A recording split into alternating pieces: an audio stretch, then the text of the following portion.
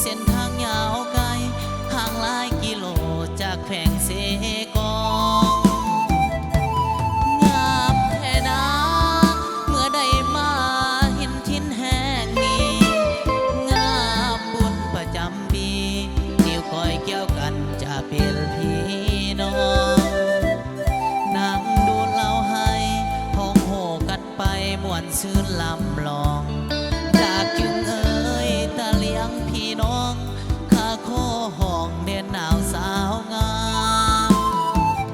งานสวงเหือเพมวนแท้สมเกียรติศักดิ์ศรีจริงใจเป็นมิตรไมตรีพร้อมสามัคคีสวยกันสร้างสรรค์ได้มาพบสาวหน้าข่าวข่าวน้องงามโซฟาโอ้นี่คือสมคำเข้าสางามแท่หน้าสาวดักจึงเอ่ย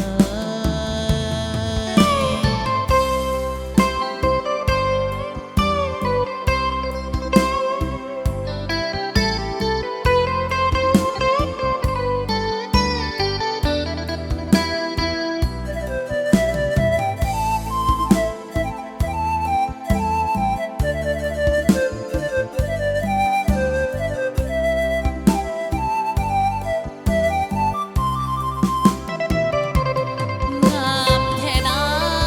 เมื่อได้มาเห็นทินแห่งนี้งามบุญประจำปีนิ้วก้อยเกี่ยวกันจะเป็นพี่น้องนั่งดูเล่าให้ห้องโหกันไปม่วนชื่นลำลองดากจึงเอ่ยตะเลียงพี่น้อง